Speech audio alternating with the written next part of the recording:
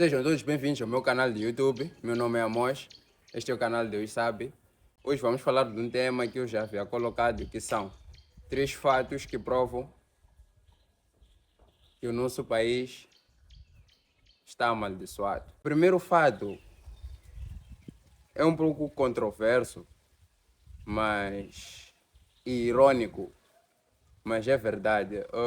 O nosso país está amaldiçoado, primeiro, com a maldição dos recursos naturais.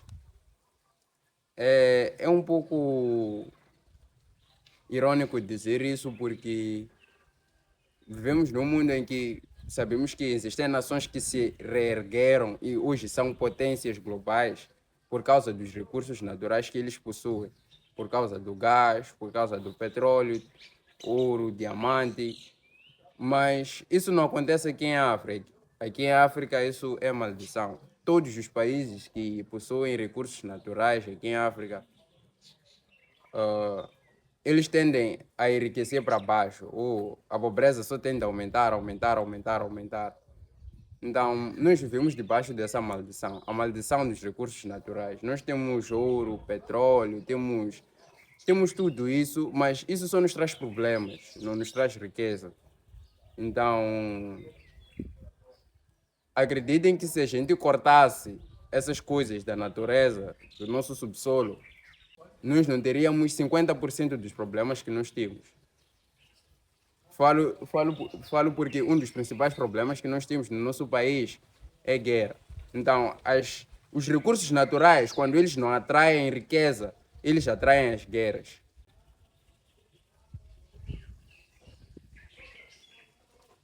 Então, parece que nós não precisamos desses recursos. Nós precisamos da paz. O preço que nós podemos pagar pela paz seria cortar os recursos naturais que nós temos. Nós já teríamos paz. Era só cortar aquilo e oferecer. Nós já teríamos paz.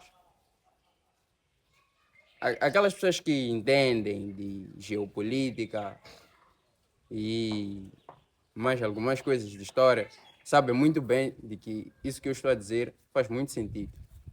E nos últimos anos, nas últimas décadas, o que mais levou países à guerra foi o petróleo. O petróleo sempre foi a principal moeda da economia mundial. Então, o petróleo, o gás, essas coisas, quando não atraem riquezas, atraem guerras. Então, nós, se precisamos da paz, não precisamos dessas coisas. Ou precisamos de uma mente que consiga consolidar essas duas coisas. Eu posso dar aqui um exemplo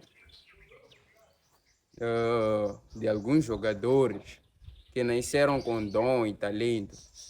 Nós percebemos que, do mesmo jeito que o dom e o talento levou esses jogadores ao sucesso, como por exemplo Neymar, Ronaldinho Gaúcho, nós percebemos que o talento também lhes trouxe problemas. Temos um exemplo também de Justin Bieber e algumas celebridades por aí fora.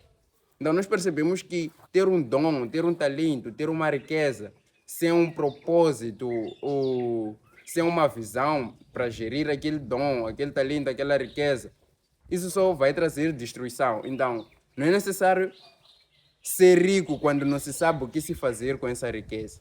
A riqueza é totalmente desnecessária. O segundo fato que prova que estamos a viver numa nação amaldiçoada é a fundação da política no nosso país.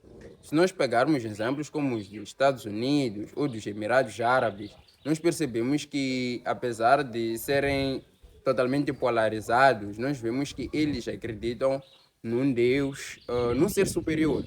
E todos eles compartilham dos mesmos valores e princípios, que é a família. Eles acreditam na existência da família, daqueles valores morais. Então, nós pegarmos os Estados Unidos e os Emirados Árabes, nós vemos que eles acreditam em Deus, eles acreditam na família. Eles acreditam que para uma nação crescer é preciso primeiro que a família esteja fortalecida. Eles acreditam que existem valores morais que são alicerçados na família.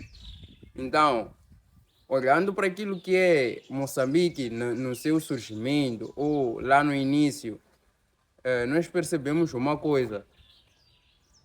Os moçambicanos, lá no princípio, não colocaram Deus como base da fundação da nação. Os moçambicanos não colocaram base, não colocaram Deus como a centralidade daquilo que é a nação moçambicana.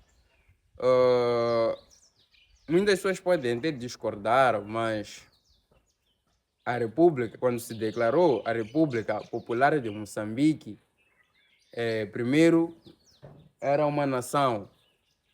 Primeiro, Moçambique era uma nação unipartidária e o partido que estava lá no poder naquela altura era um partido que defendia ideias marxistas, e a inspiração do líder do partido e do primeiro presidente da República Popular de Moçambique era a União Soviética e a Cuba.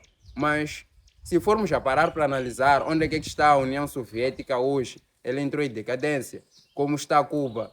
Tem mais cubanos a saírem de Cuba para Estados Unidos do que pessoas dos Estados Unidos a irem para Cuba. Então, e as pessoas que vão e saem dos Estados Unidos para Cuba têm mais poder de compra do que os próprios cubanos. Então, nós percebemos essa diferença.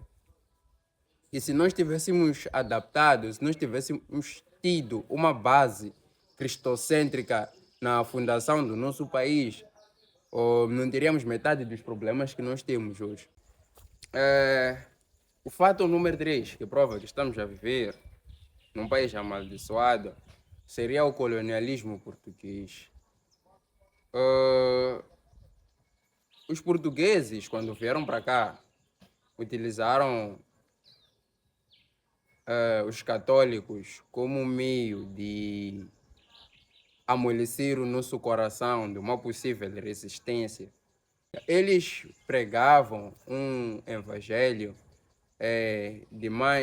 de doutrinação e de criar certos hábitos que haviam de nos tornar civilizados. Então, as pessoas, os portugueses, quando vieram para cá, eles queriam nos tornar mais civilizados. Falo dos católicos. Os católicos, quando vieram na missão colonial, não queriam nos tornar cristãos como tal, mas queriam nos tornar civilizados para aceitar uma certa imposição de moralidade, de cultura, para aceitar aquela repreensão portuguesa. Ou seja, os católicos, ao invés de nos ensinarem que quem salva é Jesus, eles nos ensinavam que quem salva é a igreja.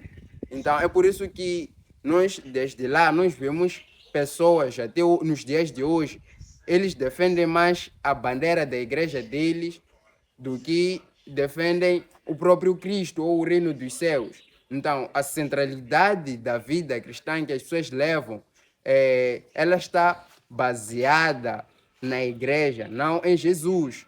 Então, os católicos, os colonos, trouxeram-nos um evangelho de doutrinas, um evangelho de não como estilo de vida, mas um evangelho de hábitos e costumes. Um evangelho que o objetivo final é nos tornar pessoas bonzinhas. E essa não era a mensagem, essa não é a mensagem de Cristo. A base do evangelho não é tu seres uma pessoa boazinha que aceita tudo, mas os católicos, quando vieram para cá, eles queriam que nós aceitássemos tudo. Queremos que nós aceitássemos tudo aquilo que os portugueses nos impõem. Nós tínhamos que aceitar, nós tínhamos que concordar. Então, nós vemos que eles nos trouxeram e eles nos venderam um evangelho pirata. Eles adulteraram aquilo que é o evangelho de Jesus Cristo para o bem deles, para enriquecer o bolso deles. Então, isso, de uma ou de outra forma, nos amaldiçoou, porque nós não enxergamos Jesus fora da caixa ou fora da congregação como tal. Nós enxergamos um Jesus dentro de princípios, nós enxergamos Jesus dentro de princípios que envolvem hábitos e costumes. porque a pessoa tem que acreditar naquilo que se diz na igreja, não naquilo que o próprio Jesus diz. Por isso, quando a pessoa é atacada, antes da pessoa defender Jesus Cristo como tal, a pessoa defende a igreja, a pessoa defende o pastor. Então, nós não fomos ensinados que Cristo é a base. Por isso, nós não levamos Jesus Cristo no nosso estilo de vida, mas sim defendemos a igreja. A pessoa não bebe não porque beber seja pecado como tal, mas a pessoa não bebe simplesmente porque na igreja não permitem. A pessoa, por exemplo, não come carne de porco porque seja pecado, mas a pessoa não come carne de porco porque na igreja não permitem, na igreja não aceitam. Então, eles nos trouxeram esses hábitos eram mais para amolecer o nosso coração, para dizer que o português está certo e nós é que estamos errados. Então, esses três fados amoleceram o nosso coração e fizeram o moçambicano ter uma cultura de aceitar tudo. Então, quando você está na igreja e te falam que para tu aceitar Jesus é preciso renunciar, é preciso ser transformado, é difícil aceitar isso. É mais fácil aceitar que eh, é mais fácil aceitar que beber é pecado, ou fazer aquilo, fazer aquela outra coisa é pecado, do que aceitar a renúncia verdadeira em Cristo. Este foi o vídeo de hoje. Deixa o seu like, deixa a sua opinião aí nos comentários, subscreva-se no canal. Deus sabe.